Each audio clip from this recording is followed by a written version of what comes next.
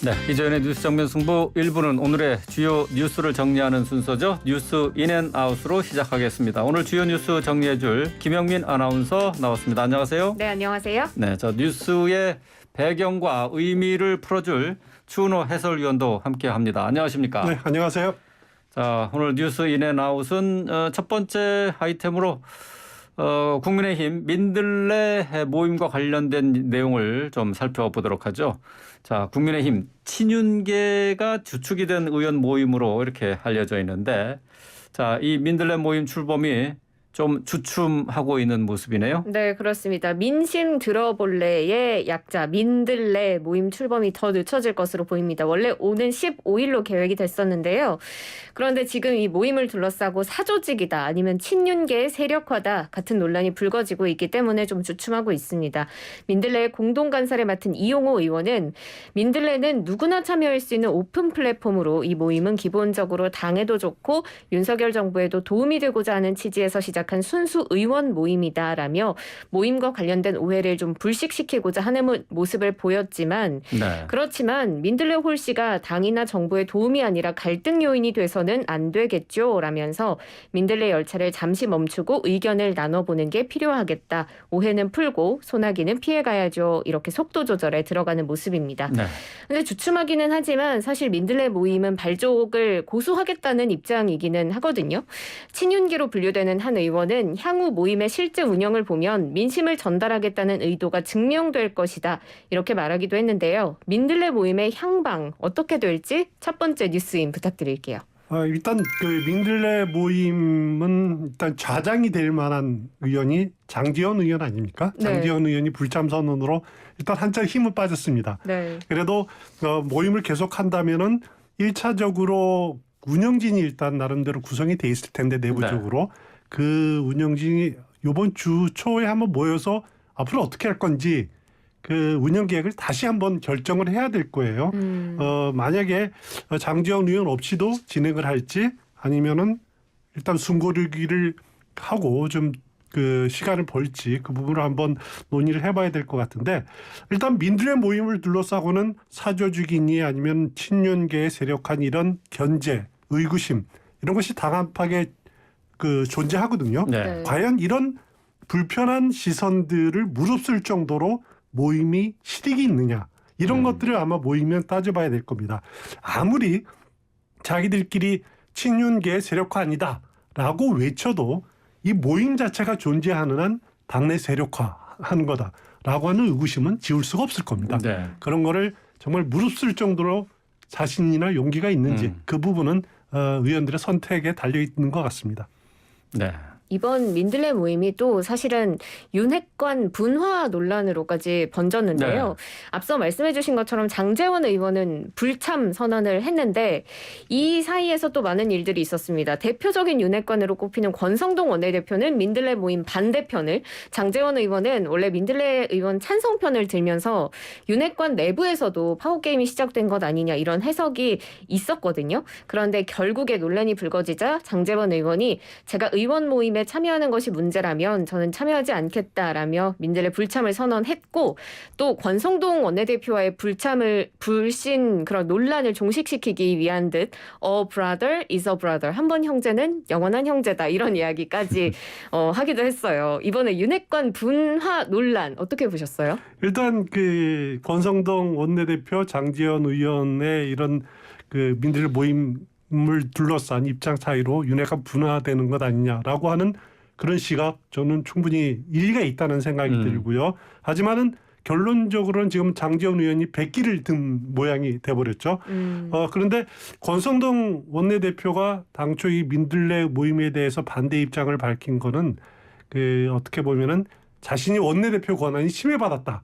이런 게 느끼는 분위기가 좀 있었던 것 같아요. 예. 원래 이 모임을 주도한 측에서 의원들에게 공문 초안을 이제 이렇게 만들었는데 그 초안에서 이제 삭제되기는 했습니다만은 거기에는 이제 모임 취지를 어떻게 설명했냐면은 당, 정부, 대통령실 간의 정책 정부와 소통을 통한 윤석열 정부 뒷받침 이런 표현이 있습니다. 네. 근데 어떻게 보면은 국민의힘 여당의 정부, 대통령실 간의 소통 채널은 원내대표가 되는 거죠. 그렇죠. 그런데 원내대표를 패싱하고 민들레 모임이 이 소통 채널을 만들겠다. 그거는 권성동 원내대표는 굉장히 불쾌하고 받아들일 수가 없는 거죠.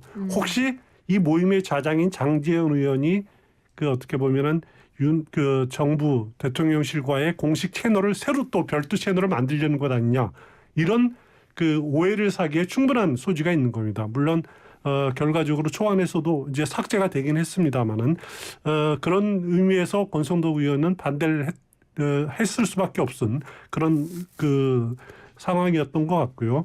그것 말고도 최근 권성동 원내대표 행보 보면은 차기 대표 노린다, 이런 느낌을 많이 받습니다. 네. 최근 이준석 대표 임기 논란이 빚어졌을 때도 그 거두르지 않았습니까? 전당대회 통해서 선출된 당 대표 임기를 가지고 왈가하는 것 자체가 적절치 않다, 이렇게 이준석 대표 편을 들어줬는데, 그거는 결국 이준석 대표가 당 윤리 결정으로 그만두게 되면은 그러면 그 자기는 대표 도전하지 할 수 없는 입장이 되는 거죠. 그래서 이제 왜냐하면 임기가 내년 5월까지니까, 자기 임기가 내년 5월까지니까. 네. 그래서 지금 단계에서는 이준석 대표 편 들어주는 게 낫다라고 판단한 것이다라는 분석도 충분히 일리가 있는 분석인 것 같고요. 하여튼 어쨌든 간에 이준석 대표, 권성동 원내대표의 견제로 장제원 의원이 이렇게 백기를 들면서 민들레 모임은 불참하게 되는 그런 결론으로 내려진 것 같습니다. 네. 이준석 대표 얘기를 잠시 했는데, 이준석 대표는 이제 윤리위원회 문제가 걸려 있지 않습니까? 지금 성상납 의혹 문제, 구체적으로는 이제 품위 유지 의무 위반 이 문제로 윤리위원회 심판을 받게 되는데, 이게 연기가 됐죠? 원래 네. 24일이 아니었습니까? 네, 27일로 다시 한번 네. 늦춰진 건데요. 이 대표가 제발 신속하게 진행되면 좋겠다, 이런 말을 했습니다. 라디오 인터뷰에 출연해서는 이것 때문에 당에 혼란을 가져온 기간이 얼마냐, 선거 기간 때부터 굉장히 어려움이 많았다며 거의 6개월 가까이 고생했다, 신속하게 처리되길 바란다, 이렇게 밝혔습니다. 자, 이런 가운데 이준석 대표가 어제 취임 1주년 기자회견에서 앞으로 남은 1년 임기를 다 채우겠다 하는 의지를 분명히 밝혔는데요. 저한테 자기 정치한다고 얘기하신 분들이 있는데요. 이제 제대로 자기 정치 한번 해보겠습니다. 제 의견의 색채는 더 강해질 것입니다, 이렇게 발언을 했습니다. 지금 윤리위 이슈로 당 일각에서 조기 사퇴론이 나오고 있는데, 여기에 대해서 강하게 반박한 모습이었거든요. 어제 기자회견 어떻게 보셨어요? 일단 국민의힘 윤리위가 어떤 징계를 내리느냐에 따라서 이준석 대표, 당 대표 자격 유지할 수 있을지가 결정이 될 겁니다. 네. 일단 징계할 수 있는 것은 제명을 할 수가 있겠죠. 제명해버리면은 그 대표를 유지할 수 없는 건 당연하고요. 또 탈당 공고를 해도 마찬가지일 겁니다. 그 다음에 내릴 수 있는 것이 당원권 정지, 경고, 이렇게 4가지인데 만약에 제명, 탈당 공고 수준의 징계 확정되면은 대표직은 당연히 박탈되는 거고요. 당원권 정지 결정, 기간이 어느 정도냐는 차이가 있겠지만은 그게 내려지더라도 과연 대표직을 유지할 수 있을지 상당히 영향을 줄 가능성은 충분히 있습니다. 이준석 대표에게 지금 문제가 되는 가로세로 연구소 측에서 제기한 성상납 의혹 문제는 지금 경찰 수사 중이기 때문에 사실 윤리에서 판단할 수 있는 문제는 아닐 겁니다. 사실이 아직 확인이 안 됐기 때문에. 다만 문제가 되는 것은 증거인멸 교사 의혹과 관련된 품위 유지 의무를 위반했다라는 건인데, 이 부분에 대해서는 가로세로 연구소 측, 그리고 그 증거인멸 교사했다는 그 김철근 정무실장 입장이 서로 상반되기 때문에 아직 윤리에서 어떤 판단을 내릴지는 정말 판단 내리기 굉장히 어렵습니다. 그리고 지금 윤리위원장인 이양희 윤리위원장이 지금 외국에 가 있어요. 그래서 계속 늦춰지고 있는 그 회의가 늦춰지고 있는데, 그래서 당 윤리위원 개개인들이 어떤 판단을 내릴지 그것도 지금 단계에서는 좀 예측하기 섣부른 그런 단계인 것 같습니다. 네. 지금 조금 전에 속보 들어온 게 있어서 좀 전해드리고 이어가도록 하겠습니다. 윤석열 대통령이 조금 전에 국세청장 후보자로 임명이 돼 있는 지명이 돼 있는 김창기 국세청장을 국세청장 임명을 했습니다. 또 하지만 청문회 없이 임명이 된 거죠. 하지만 이제 박순애 또 김승희 이제 박순애 교육부 장관 후보자, 김승희 복지부 장관 후보자는 오늘 임명하지는 않았죠. 물론 뭐 청문회를 거칠 것으로 보이고 좀 또 많이 또 논란이 있기 때문에 이 부분에 대해서는 또 해명이 적절한 해명이 있어야 될 것 같은데 지금 일단은 김창기 국세청장 후보자를 국세청장에 임명했다는 소식입니다. 자, 계속해서 이번에는 국민의힘에 이어서 민주당으로 가보겠습니다. 어제 우상호 민주당 비상대책위원장이 기자간담회에서 한 발언들이 화제가 되고 있어요. 네. 자, 먼저. 수박 발언이 가장 인상이 깊던데. 아무래도 그렇죠. 예, 그렇죠. 일단 민주당 우상호 비대위원장이 민주당을 실력으로 승부를 겨루는 강력한 야당이 되어야 한다며 국회의원들이 실력을 더 키워야 한다 이렇게 강조했습니다. 그러면서 당내 갈등 봉합에 지금 방점을 둔 모습인데요. 인신 공격, 흑색 선전, 계파 분열적 언어를 엄격하게 금지하겠다라고 밝혔습니다. 그러면서 예를 든 게 이제 수박이라는 네. 표현인데요. 수박이라는 단어를 쓰는 분들은 가만히 안 두겠다 이렇게 발언을 했습니다. 수박은 겉은 파란 민주당, 속은 빨간 국민의힘이라는 뜻으로 이재명 상임고문을 지지하지 않는 친문계 정치인을 비난하는 표현인데요.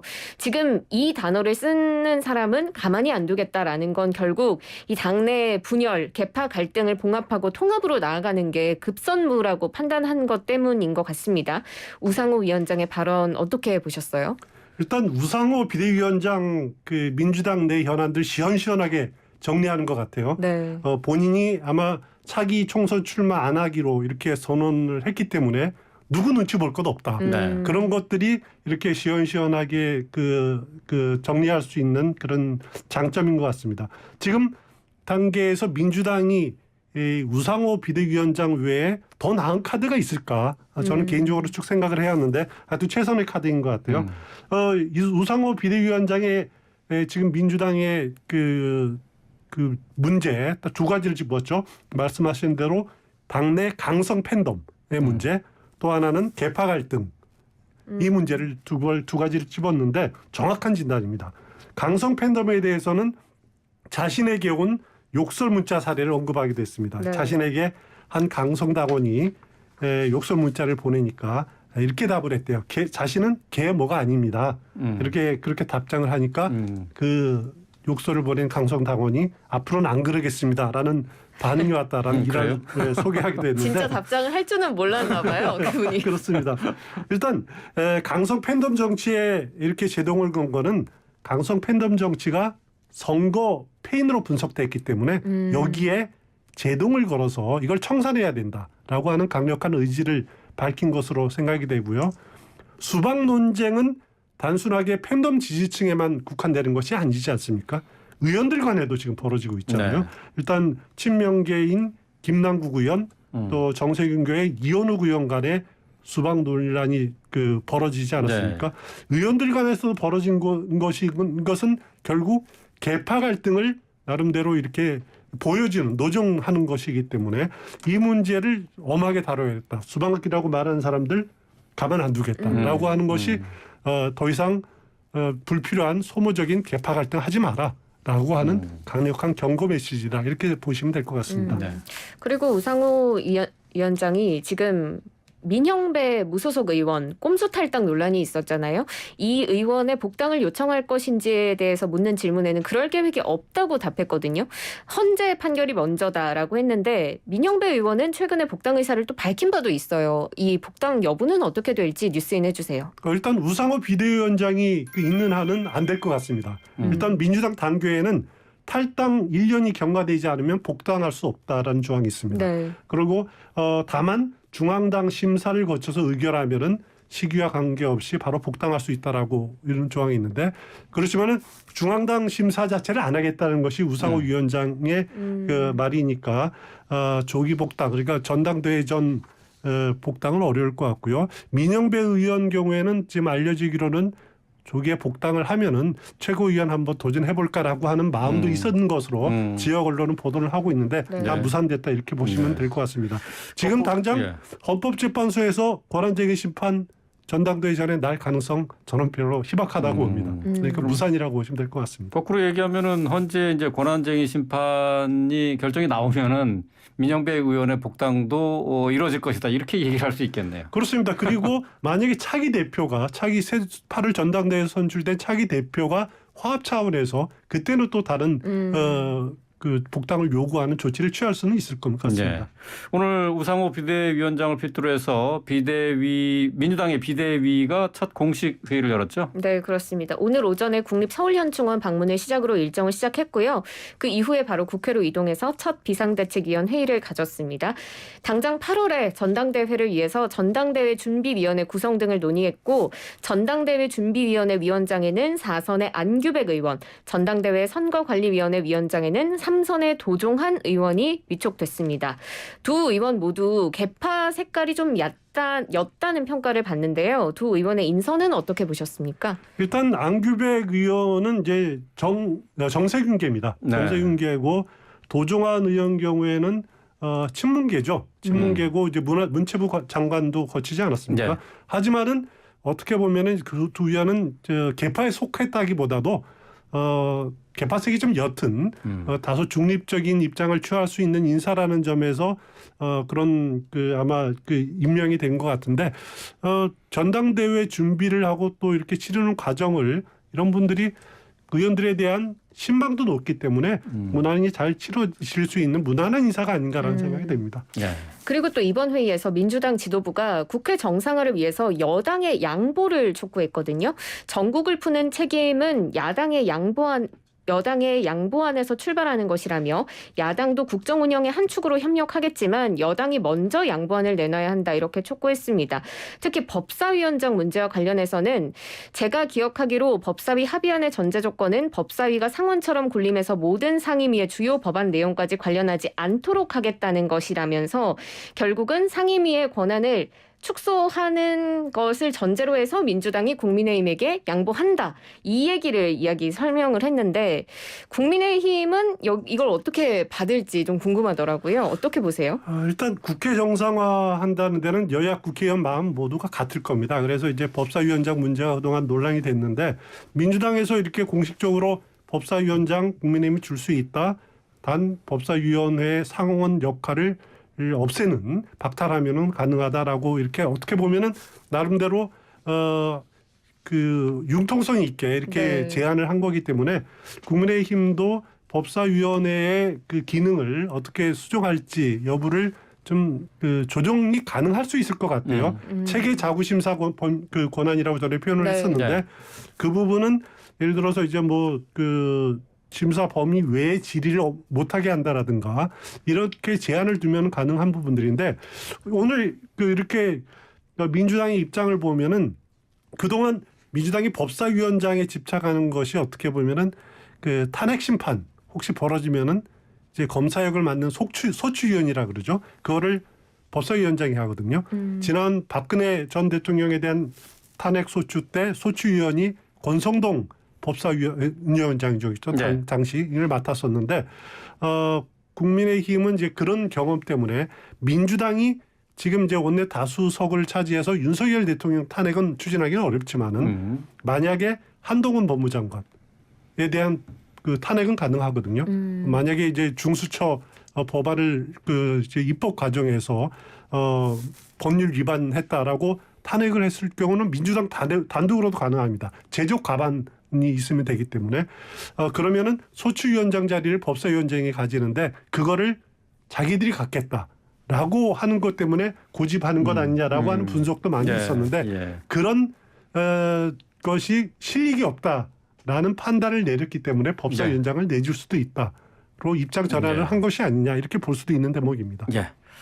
자, 마지막 아이템으로 백운규 전 산자부 장관 구속영장 청구한 내용과 관련된 얘기를 좀 정리해 볼까요? 네. 문정부에서 산자부 블랙리스트 의혹이 지금 불거져서 수사가 한창 진행 중인데 구속영장을 청구했네요. 네, 그렇습니다. 직권남용 권리행사 방해 혐의로 구속영장을 청구했습니다. 일단 산업부 블랙리스트 의혹에 네. 대한 배경 지식이 좀 필요하고요. 그리고 백 전 장관이 구속이 되면 이게 청와대 윗선과의 의혹 수사가 이어지면서 수사가 좀 본격화될 것으로 보이는데 어떻게 될 것으로 전망하시나요?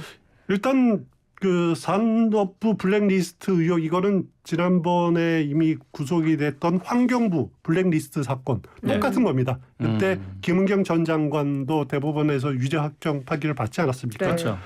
백운규 전 장관도 문재인 정부 탈원전 기조와 발맞추기 위해서 박근혜 정부에서 임명된 공공기관장 그 물갈이하고자 사퇴를 강요한 겁니다. 그래 당초 2019년에 자유한국당이 고발한 사건에서 시작이 됐는데 산자부가 한국전력산업발전소 사장 4명에게 사표를 종용했다. 그래서 일괄 살퇴시켰다라고 하는 고소 사건에서 시작이 된 건데 그동안 검찰 수사가 지지부진하게 끌다가 앞서 말씀드린 환경부 블랙리스트 사건이 올 1월에 대법원 확정 판결 유죄 네. 판결이 납니다. 네. 그러면서 속도가 붙어진 거고요.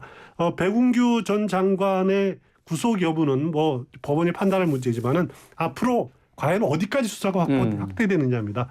임종석 전 청와대 비서실장, 조국 전 민정수석으로도 확대될 가능성 충분히 있어 보입니다. 예, 알겠습니다. 오늘 주요 뉴스 정리한 뉴스 인앤아웃 여기서 정리하겠습니다. 김영민 아나운서, 주은호 해설위원과 함께했습니다. 고맙습니다. 고맙습니다. 고맙습니다.